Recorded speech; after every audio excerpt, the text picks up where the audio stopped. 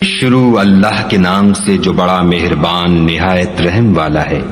جو چیزیں آسمانوں میں ہیں اور جو چیزیں زمین میں ہیں سب خدا کی تسبیح کرتی ہیں اور وہ غالب حکمت والا ہے۔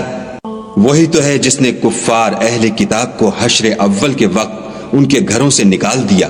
تمہارے خیال میں بھی نہ تھا کہ وہ نکل جائیں گے، اور وہ لوگ یہ سمجھے ہوئے تھے کہ ان کے قلعے ان کو خدا کے عذاب سے بچا لیں گے، مگر خدا نے ان کو وہاں سے آ لیا جہاں سے ان کو گمان بھی نہ تھا، اور ان کے دلوں میں دہشت ڈال دی کہ اپنے گھروں کو خود اپنے ہاتھوں اور مومنوں کے ہاتھوں سے اجاڑنے لگے۔ تو اے بصیرت کی آنکھیں رکھنے والو، عبرت پکڑو، اور اگر خدا نے ان کے بارے میں جلا وطن کرنا نہ لکھ رکھا ہوتا تو ان کو دنیا میں بھی عذاب دے دیتا، اور آخرت میں تو ان کے لیے آگ کا عذاب تیار ہے۔ یہ اس لیے کہ انہوں نے خدا اور اس کے رسول کی مخالفت کی، اور جو شخص خدا کی مخالفت کرے تو خدا سخت عذاب دینے والا ہے۔ مومنوں، کھجور کے جو درخت تم نے کاٹ ڈالے یا ان کو اپنی جڑوں پر کھڑا رہنے دیا سو خدا کے حکم سے تھا، اور مقصود یہ تھا کہ وہ نافرمانوں کو رسوا کرے۔ اور جو مال خدا نے اپنے پیغمبر کو ان لوگوں سے لڑائی بھڑائی کے بغیر دلوایا ہے اس میں تمہارا کچھ حق نہیں، کیونکہ اس کے لیے نہ تم نے گھوڑے دوڑائے نہ اونٹ، لیکن خدا اپنے پیغمبروں کو جن پر چاہتا ہے مسلط کر دیتا ہے، اور خدا ہر چیز پر قادر ہے۔ جو مال خدا نے اپنے پیغمبر کو دیہات والوں سے دلوایا ہے وہ خدا کے اور پیغمبر کے قرابت والوں کے اور یتیموں کے اور حاجت مندوں کے اور مسافروں کے لیے ہے، تاکہ جو لوگ تم میں دولت مند ہیں انہی کے ہاتھوں میں نہ پھرتا رہے۔ سو جو چیز تم کو پیغمبر دیں وہ لے لو، اور جس سے منع کریں اس سے باز رہو، اور خدا سے ڈرتے رہو، بے شک خدا سخت عذاب دینے والا ہے۔ اور ان مفلسان تارک الوطن کے لیے بھی جو اپنے گھروں اور مالوں سے خارج اور جدا کر دیے گئے ہیں،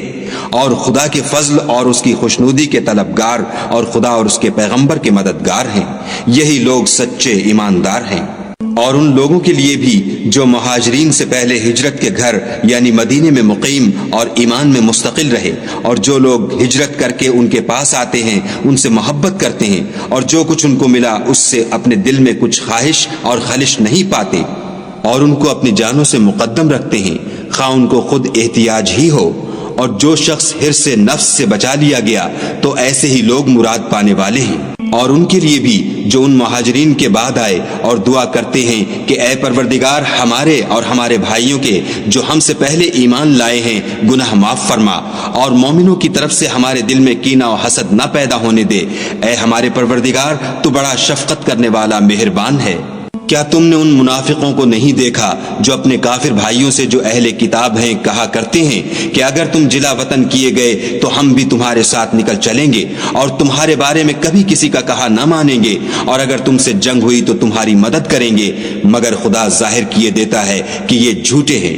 اگر وہ نکالے گئے تو یہ ان کے ساتھ نہیں نکلیں گے، اور اگر ان سے جنگ ہوئی تو ان کی مدد نہیں کریں گے، اور اگر مدد کریں گے تو پیٹھ پھیر کر بھاگ جائیں گے، پھر ان کو کہیں سے بھی مدد نہ ملے گی۔ مسلمانوں، تمہاری ہیبت ان لوگوں کے دلوں میں خدا سے بھی بڑھ کر ہے، یہ اس لیے کہ یہ سمجھ نہیں رکھتے۔ یہ سب جمع ہو کر بھی تم سے بالمواجہ نہیں لڑ سکیں گے،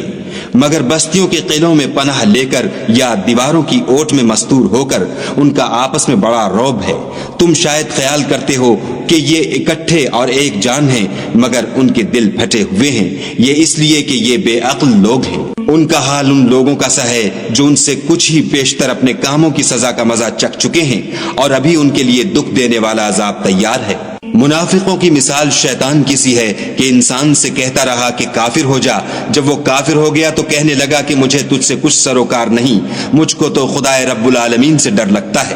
تو دونوں کا انجام یہ ہوا کہ دونوں دوزخ میں داخل ہوئے، ہمیشہ اس میں رہیں گے، اور بے انصافوں کی یہی سزا ہے۔ اے ایمان والو، خدا سے ڈرتے رہو، اور ہر شخص کو دیکھنا چاہیے کہ اس نے کل یعنی فردائے قیامت کے لیے کیا سامان بھیجا ہے، اور ہم پھر کہتے ہیں کہ خدا سے ڈرتے رہو، بے شک خدا تمہارے سب اعمال سے خبردار ہے۔ اور ان لوگوں جیسے نہ ہونا جنہوں نے خدا کو بھلا دیا تو خدا نے انہیں ایسا کر دیا کہ خود اپنے تئیں بھول گئے، یہ بد کردار لوگ ہیں۔ اہل دوزخ اور اہل بہشت برابر نہیں، اہل بہشت تو کامیابی حاصل کرنے والے ہیں۔ اگر ہم یہ قرآن کسی پہاڑ پر نازل کرتے تو تم اس کو دیکھتے کہ خدا کے خوف سے دبا اور پھٹا جاتا ہے، اور یہ باتیں ہم لوگوں کے لیے بیان کرتے ہیں تاکہ وہ غور کریں۔ وہی خدا ہے جس کے سوا کوئی معبود نہیں، پوشیدہ اور ظاہر کا جاننے والا، وہ بڑا مہربان نہایت رحم والا ہے۔ وہی خدا ہے جس کے سوا کوئی عبادت کے لائق نہیں، بادشاہ حقیقی، پاک ذات ہر عیب سے، سلامتی امن دینے والا، نگہبان، غالب، زبردست بڑائی والا، خدا ان لوگوں کے شریک مقرر کرنے سے پاک ہے۔ وہی خدا تمام مخلوقات کا خالق، ایجاد و اختراع کرنے والا، صورتیں بنانے والا، اس کے سب اچھے سے اچھے نام ہیں۔ جتنی چیزیں آسمانوں اور زمین میں ہیں سب اس کی تسبیح کرتی ہیں، اور وہ غالب حکمت والا ہے۔